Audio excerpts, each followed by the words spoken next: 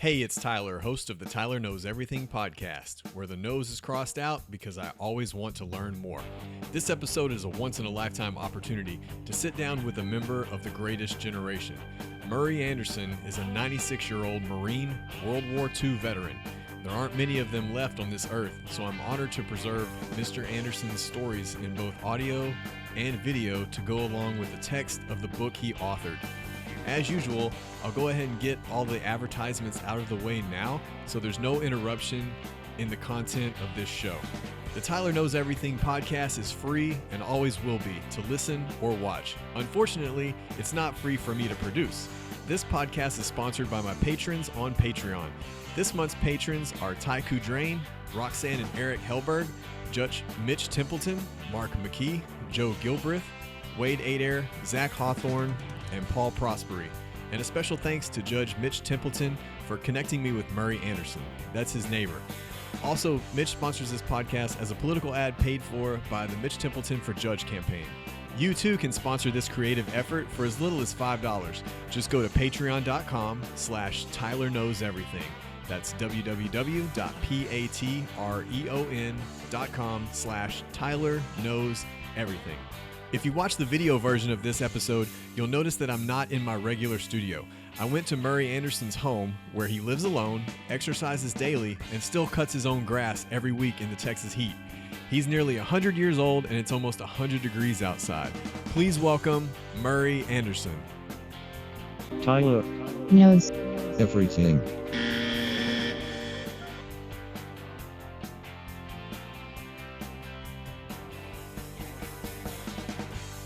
Well, thank you so much for in letting us come into your home, Murray. So today, are you 96 years old? 96, June 23rd. Okay. And so would that be 1924? That's correct. All right. Well, before we get into all of your amazing past life, I've got to ask you, I'm on a mission myself to live to 100. So I'm trying to figure out how I can live as long as possible. And I wanted to ask you if you had any suggestions for me. Well, you exercise every day and don't ever skip. Okay. Well, I have that down. I do body twists 50 times with the 5-pound weights and push them over my head 50 times with the 5-pound weights. Bend over and touch my toes 50 times with the 5-pound weights. Wow, that's incredible. So when you were younger, and then I still do all my yard work. Wow. And yeah, so we're not in a nursing home. We're at your house, and your yard looks beautiful. So does your home. So you've done a great job keeping up with it. So it sounds like the secret to longevity is stay moving. Yeah, and I take a lot of vitamins.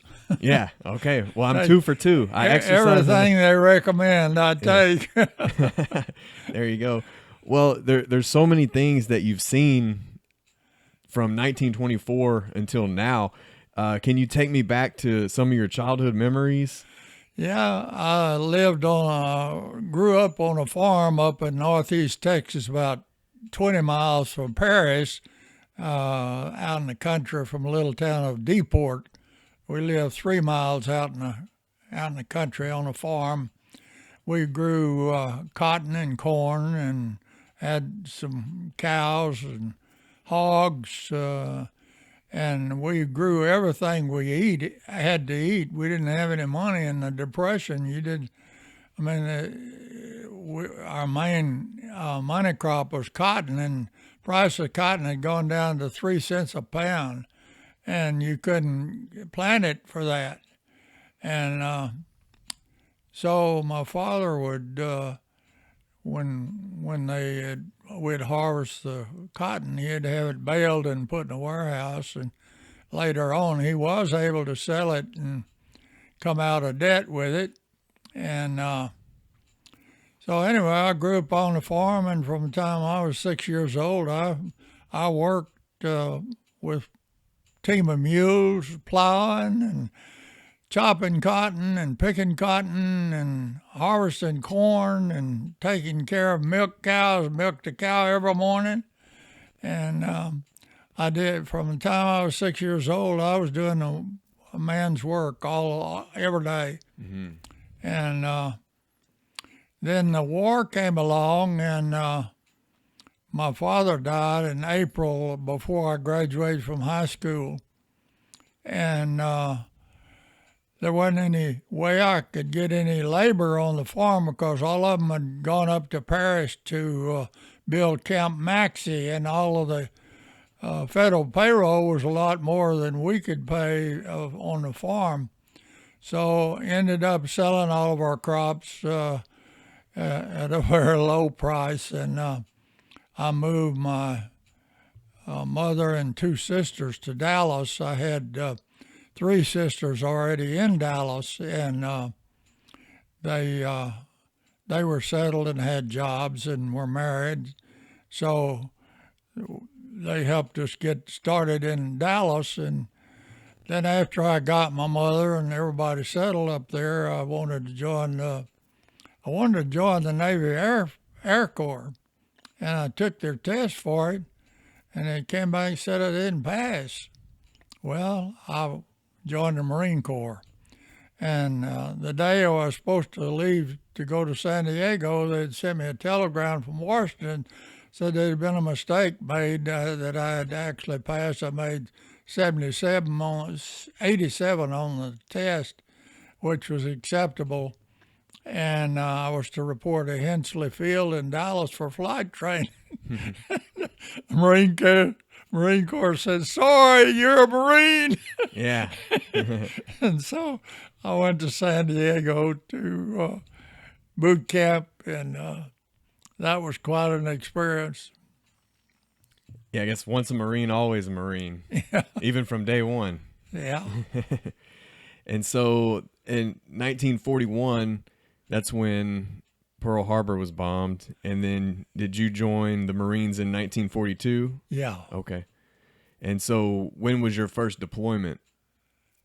My first deployment, as soon as I got out of boot camp, and I spent 2 weeks at Camp Elliott out from San Diego with rifle training and combat training, and then I was shipped overseas and went to New Caledonia, which was an island about 75 miles from Guadalcanal, where we were headed. Mm-hmm.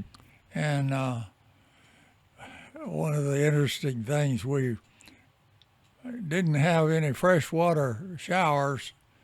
We had saltwater showers all the way across, so we felt pretty grungy, and that was a beautiful harbor and clear water, and about 75 of us jumped off the ship into the water. The captain came on with a loudspeaker and says, "Get back aboard immediately. The sharks and barracuda surrounded you. Get back on aboard immediately." And he called out the Marines to have their rifles and start shooting at the barracuda and the sharks. And we got back aboard. They gave us a hard time about that, but we dived off the ship anyway. But anyway, we were there for a little while, and the Marines in Guadalcanal had a decisive victory. They had, they had won the first battle at Tanarua River and wiped out the Japanese regiment that was there. And in the meantime, the Japanese replaced it with another regiment. And this time, instead of coming, they wanted the Henderson Field, that was the airfield on the island, and they decided they wouldn't come across the Tanarua River, which we had defeated them before on. So they went down the south side of the island, which was jungle and swamp all the way down for about 75 miles. And they, of course, had all the diseases and everything. And one of the interesting things, the Marine Raider Battalion was there, and this is a group of men that had come out of prison. and San Francisco at the Marine prison and become Marines. And they were really a suicide group. They didn't care. And every night they would slip into the Jap camp along that jungle. And the next morning the Japanese would come around and they'd find 3 or 4 of their men with no heads. And what they had done, they'd take piano wire and with handles and loop over the head and just cut their head off. Wow. And they harassed them all the way across the south end of the island. And then when they got to the mountain on the east end of the island, they were going to come over that mountain and take Henderson Field. Well, the Marines had set up a ambush for her. They had everything zeroed in with artillery and mortars and machine guns and rifles and everything. And they had Marines up on top of the mountain. And as soon as they saw the Japanese coming, they ran down the mountain real fast. And the Japanese saw them running, so they went running up to the top of the mountain and hollering, "Banzai, Banzai," and they started down the mountain. And they opened up on, they killed every one of them, that whole Japanese regiment. And that was a decisive victory. So they sent us to New Zealand to train and so forth. And so that was, New Zealand was an interesting place. The Japs could have taken it real easy if they had invaded it, because all of their men were over in East Africa fighting with the British, and all they had to defend the island was women and boys and real old men. Mm-hmm. So anyway, they were really glad to see us. We enjoyed being there, but we had tremendous training. We got to the point where we would do 5-mile hikes over 5,000-foot mountains, carrying our full pack with everything, rifle, ammunition, everything, about 50 pounds. Yeah. And we'd do it in 3 days. Wow. I think your rifle of choice was the Browning. Yeah, I was carrying that Browning automatic, which weighed 20 pounds. Mm-hmm. They must have gave that to the strongest guy in the platoon. Yeah. And so anyway, we were about as hard physically as a person could be. We could do 5-mile hikes, 5-mile jogging with all of our equipment. Mm-hmm.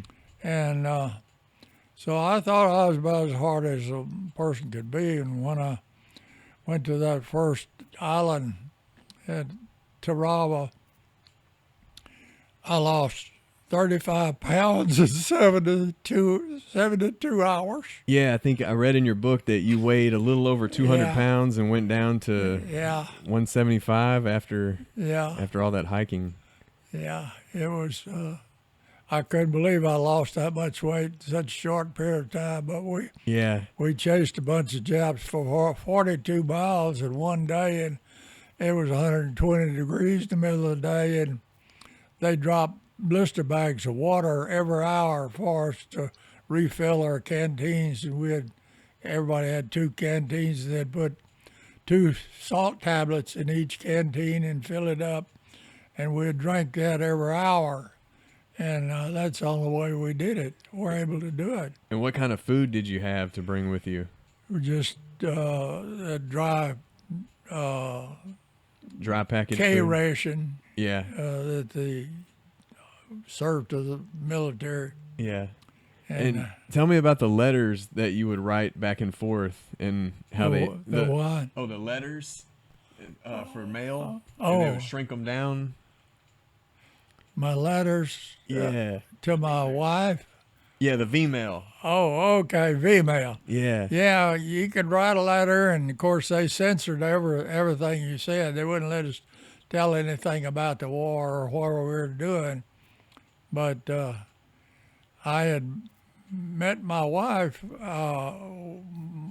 my future wife, from the Sears Roebuck catalog, and I'll show y'all a copy of that in there.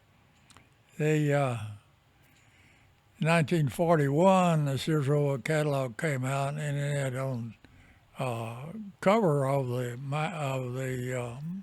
catalog the Norrises of Georgia, and all about their farm, and it was so pretty. I thought it was a model. I couldn't believe anybody's farm could look that good. Yeah.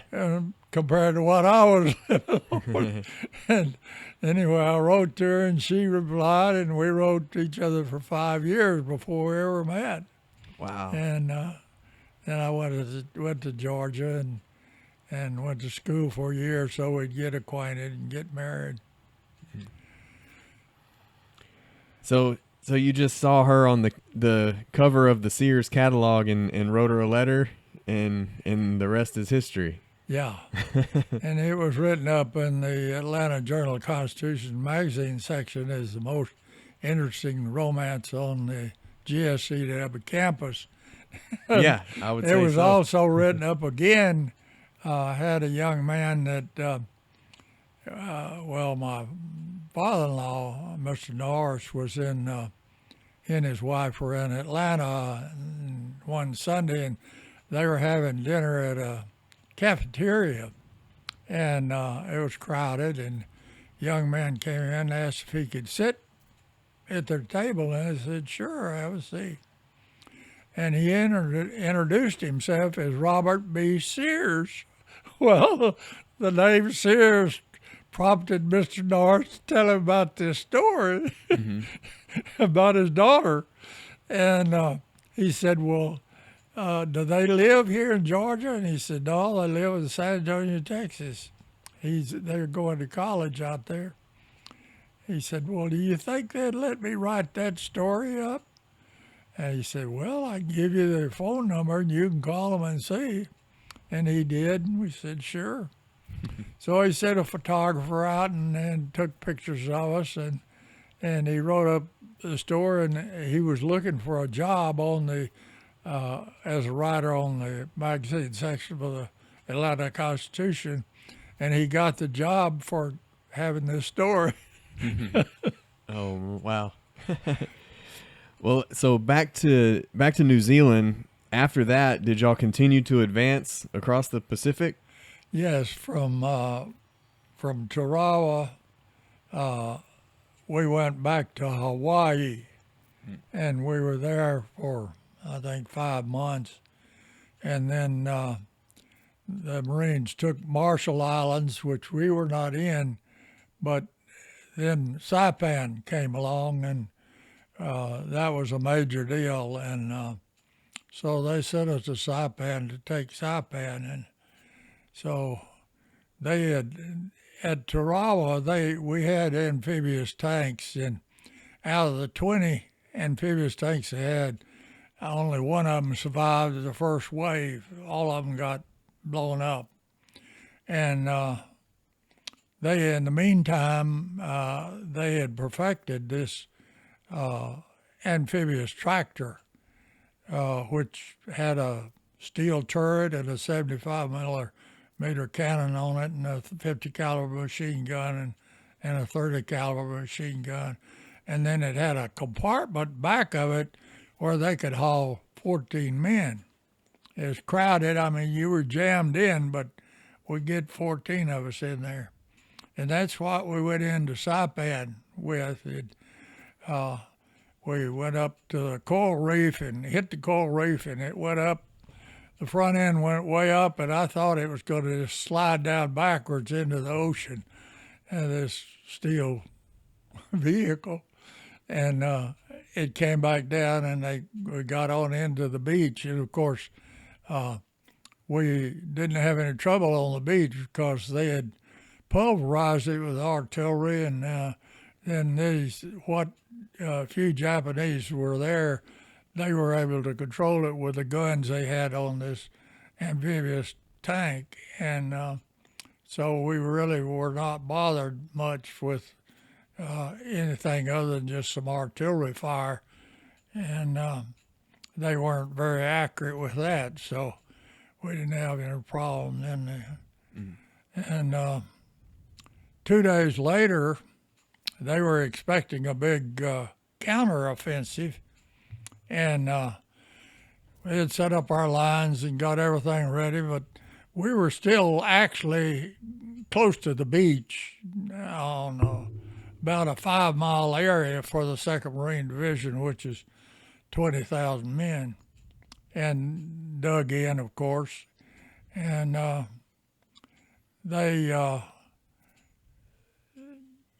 Japanese Navy came out of the Philippines, and they headed our way. And the Navy decided, well, they were going to meet them and do battle with them. And so they pulled all the ships out.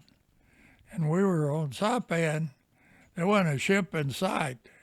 The executive command sent around a message, says, this Colonel Shoup said, well, the Navy has gone to do battle with the Japanese fleet. They've left us with no ships for evacuation or leaving this island. And they may take us off of this island tonight, but we're going to kill a lot of them before they do. Oh, wow. And, so sure enough, they had to attack, and it was a disaster for the Japanese because we were ready for them, and we just slaughtered them. And the tanks they had were not modern tanks like ours.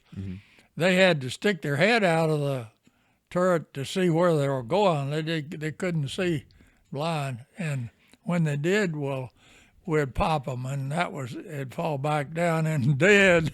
Yeah.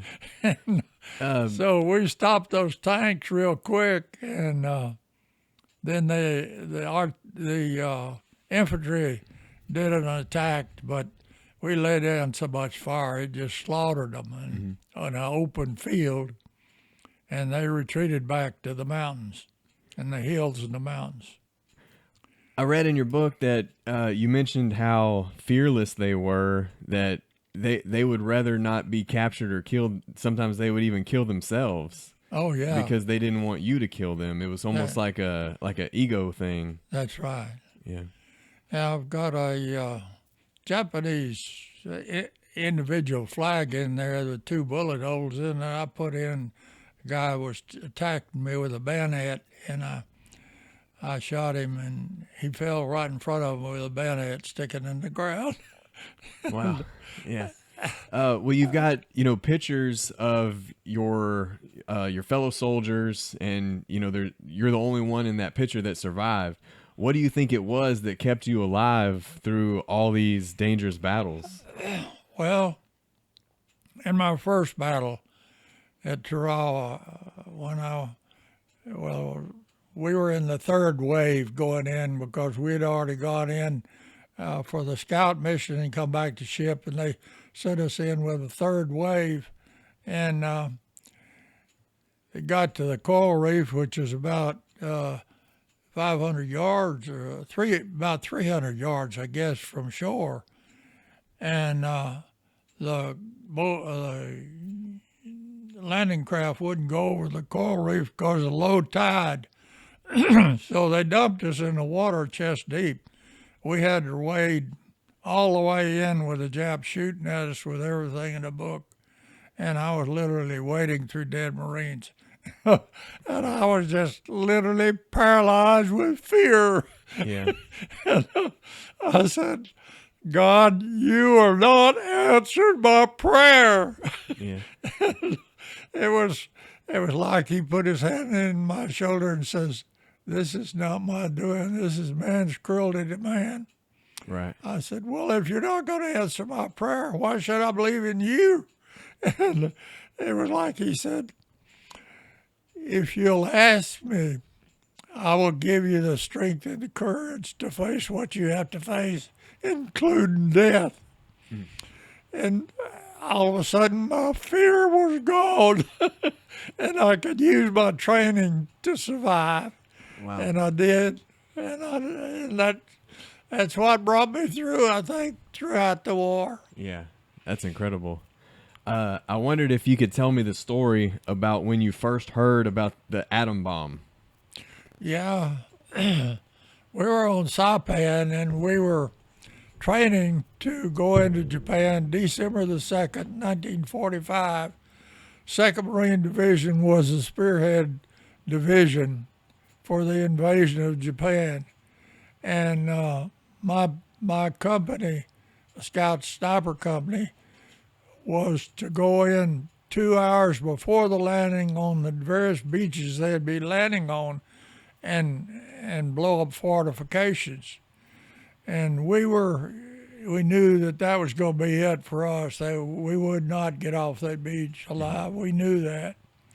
And we were using half-pound blocks of TNT to blow up fortifications on Saipan where we were stationed. And we would build fortifications. We used half-pound blocks of TNT to blow them up. Mm-hmm.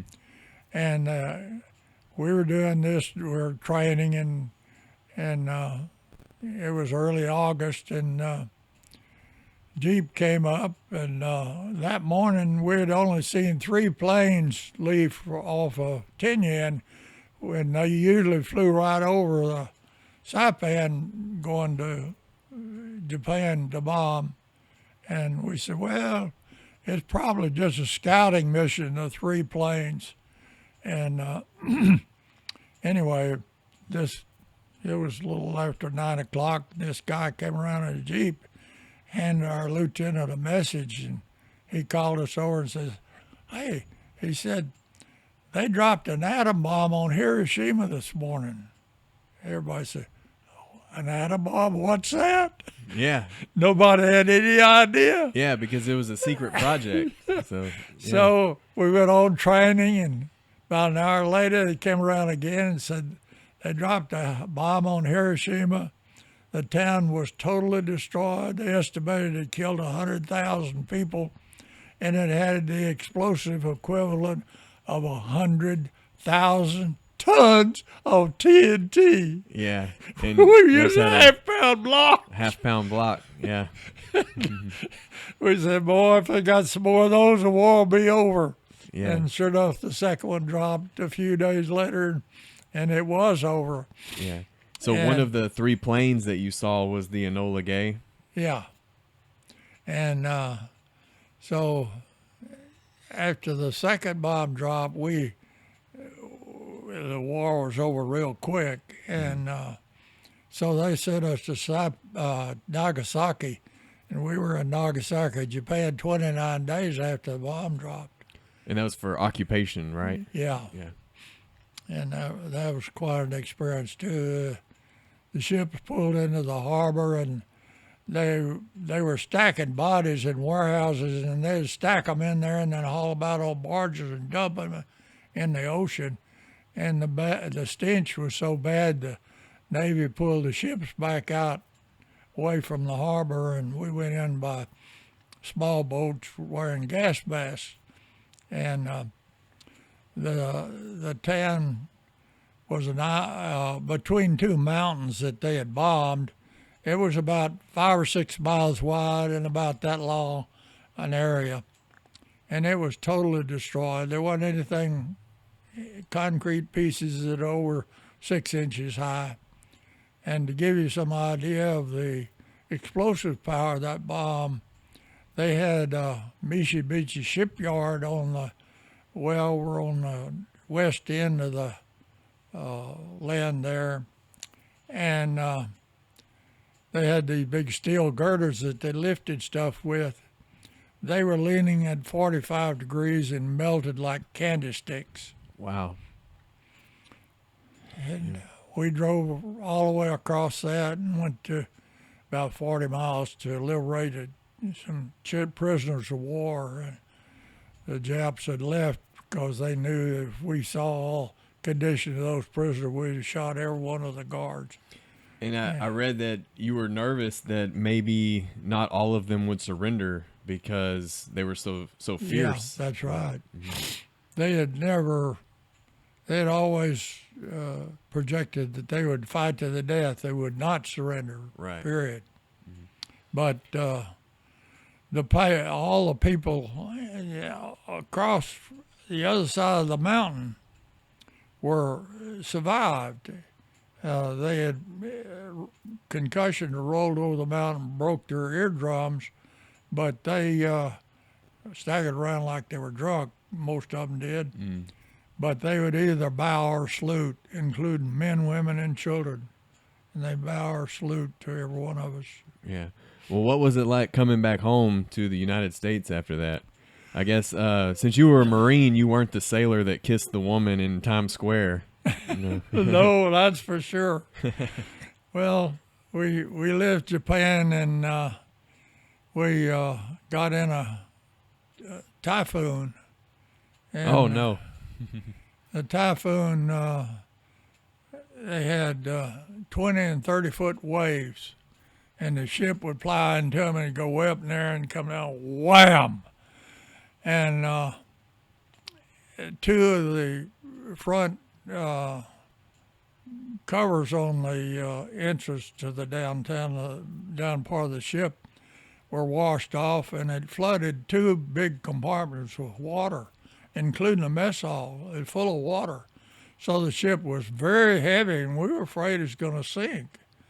And we finally rode out the storm, and they gradually got all the water pumped out, and we didn't have any fresh food from there on to San Diego, but we ate K rations. Yeah. When we got to San Diego and everybody got off, they squatted down and kissed the ground. Well, what was life like after World War II? What? What was your life like after the war? Well, I went back to my family, my home in Dallas, and I wanted to go to Georgia and meet Virginia and our family, and so I planned on that, and I went out there in January and met her and met her family, and we really liked each other, but we really knew we didn't know each other, so I decided I'd go out there and go to school for a year, and we better get acquainted, and I did, and we got married. And then I got tuberculosis. I had to go to the hospital for 2 years, and they had, while I was in college in a classroom, I passed out, and they rushed me to the hospital and did these tests and said I had a small place under a rib that was tuberculosis, and I figured I got it when I went to rescue those prisoners of war out of Nagasaki. Yeah. But anyway, the doctor said, "You'll be in the hospital for 3 years." I said, 3 years? I was overseas 3.5 years. And you're going to send me to the hospital for 3 years? He said, well, right now you're feeling sorry for yourself, and I can understand that, and I feel sorry for you too. But if you'll go there and not worry about yourself, get yourself busy doing some correspondence classes for college, keep yourself busy, you can probably beat that. You can probably cut that time in half. Well, that's what I did. I started taking college courses the University of Maryland correspondence, and they'd even send a teacher out once a month to visit with me about it. And I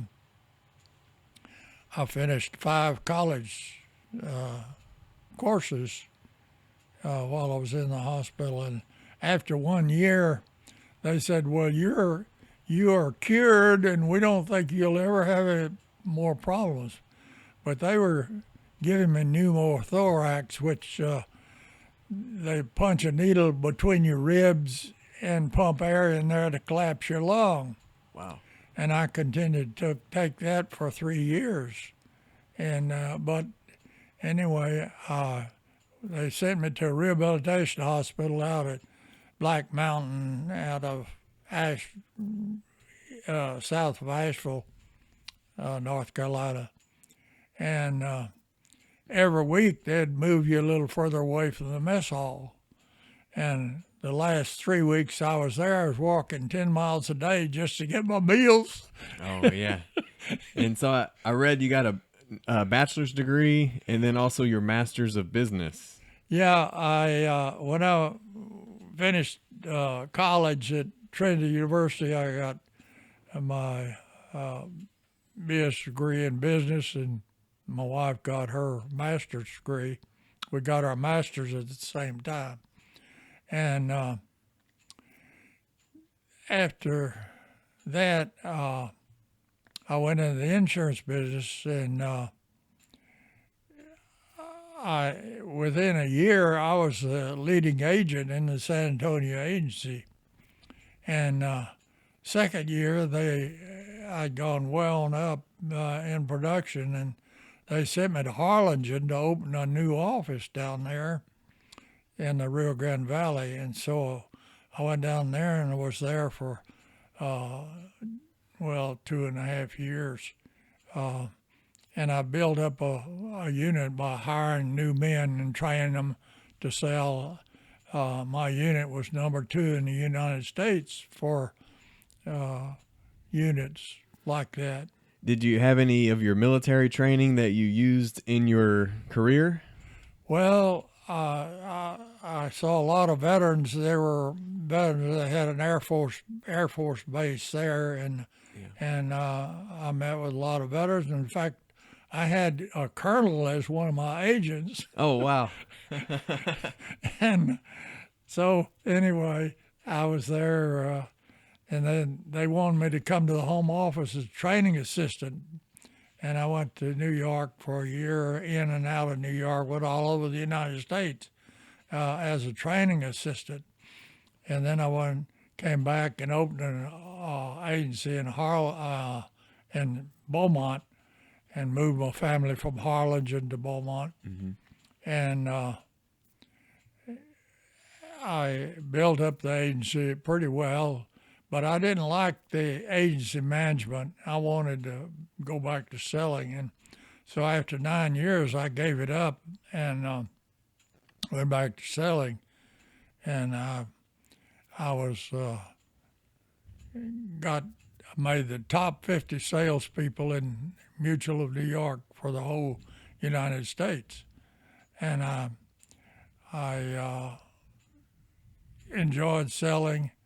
And while I was selling, I was studying, doing college courses for American College of Life Underwriters out of Bryn Mawr, Pennsylvania. I got my CLU degree, which is the equivalent of MBA in life insurance. Mm-hmm. And then I got another degree in estate planning and another degree in corporate finance. Wow. So I had 5 college degrees, and I was the number 1 salesman in the agency and ranked high in the country. And I was awarded the Distinguished Merit Award from Mutual of New York and their Hall of Fame. Mm-hmm. Yeah, well, before we go, I want to mention to everybody that Murray wrote a book. It's called The Unrelenting Test of War, and I want to read the epilogue before we go. It says, I ended my World War II experience by going to a VA hospital for 18 months with tuberculosis. That gave me the determination to take full advantage of the GI Bill. I finished a Bachelor of Science and a Master of Business degree with these benefits. Education was the door to a great future for me. A good marriage, 3 children and 4 grandchildren, a career in life insurance and financial services, a CLU degree, top 50 award, President's Council, and a life member of the $1 Million Roundtable are things that have made life great for me. The Marine Corps had a lot to do with giving me determination and staying power to achieve success. My first battle gave me an understanding of God and my relationship to Him. This is branded in my mind forever. I enjoy each day of life because mine was so very close to being taken away from me so many times. Well, as you approach 100 years and beyond, do you have any advice that you want to leave these future generations with? Well, follow your dream and work hard and get all the education you can. That's what my mother and daddy always told us. Get all the education you can because that's the only way out of poverty. Yeah, I think I agree with that. That's good advice. Well, thank you, Murray. I'm so glad that I could be able to come meet you and hear your story. Well, I appreciate you doing it, and I hope people won't look at this as crazy. No, I think they're going to love it. I always enjoy hearing stories and wisdom from someone like you. So thank you, sir. All right. On December 7th, 1941, Japan, like its infamous Axis partners, struck first and declared war afterwards. Costly to our Navy was the loss of war vessels, airplanes, and equipment, but more costly to Japan was the effectiveness of its foul attack in immediately unifying America in its determination to fight and win the war thrust upon it, and to win the peace that will follow. The Japs copied their German masters in striking hard at airfields. Hickam Field, northwest of Honolulu, and the Ford Island Naval Plane Base were the first objectives of Japan's treachery. Scores of planes were bruised and battered by the Japs' aerial bombs. Many of these were demolished beyond repair. Direct hits were scored on hangars, and these were badly shattered. Equipment and airplane supplies were reduced to smoldering ruins. Here at the Naval Air Station is grim and positive evidence of Jap treachery. Here foul blows were struck, while Jap diplomats were talking peace in Washington. America lost 3 destroyers. Here are seen the United States destroyers Downs and Shore as they rest on the bottom of Pearl Harbor with decks awash after Jap bombers make direct hits on their decks. First to feel the sting of Japanese steel are the USS Oklahoma and Utah, the latter a 33-year-old target ship. Accurate hits by the enemy bombers make short work of these 2 naval bulwarks. Now, with their keels practically out of water, they lie helpless wrecks and a sad reminder of cowardly strategy. To make possible a surprise attack within Pearl Harbor, the Japs built 2-man submarines to enable them to fire sneak blows within waters that are narrow and tortuous. Several of these surprise weapons were blown from the water by direct hits of our naval gunners. Others were beached and captured. While sky and sea fire was still raging, salvage crews inspected our naval craft to estimate what may be saved. Before the din of bursting bombs had been silenced, preparations were underway to salvage these 2 warships. At low tide, the huge propeller of the Oklahoma, stilled by the enemy, was high above water. It is believed that the small 2-man Jap submarines carrying dual torpedo tubes were responsible for these 2 losses to our Pacific Fleet.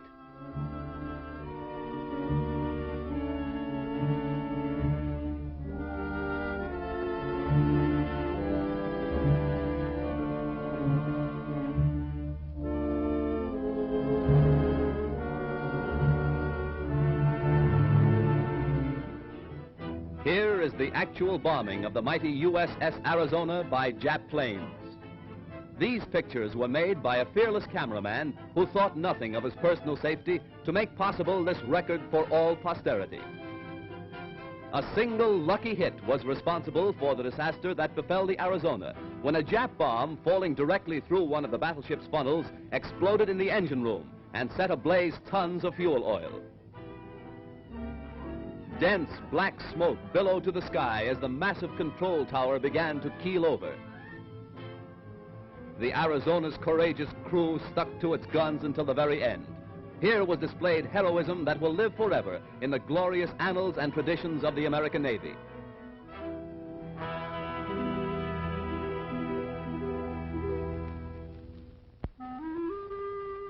The once mighty Arizona now rests on Pearl Harbor's muddy bottom, a pitiful relic of its former self, a grim monument to the treachery of Japan.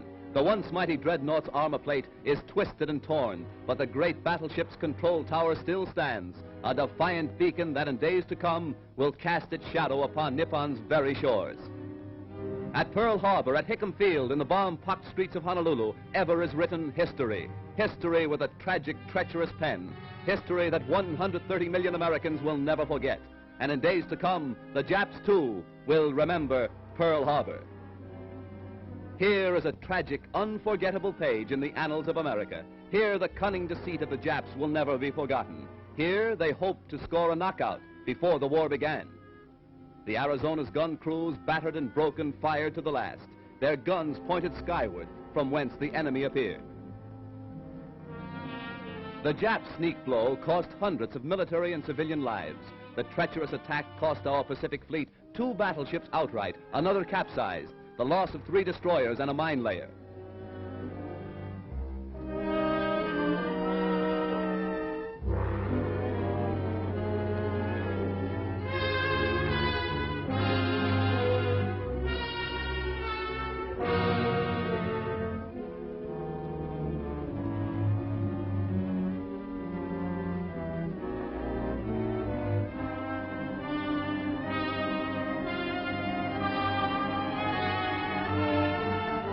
While bombs were still bursting and flames still pouring from our shattered naval craft, a light United States cruiser valiantly moves out to join the fleet and avenge Pearl Harbor.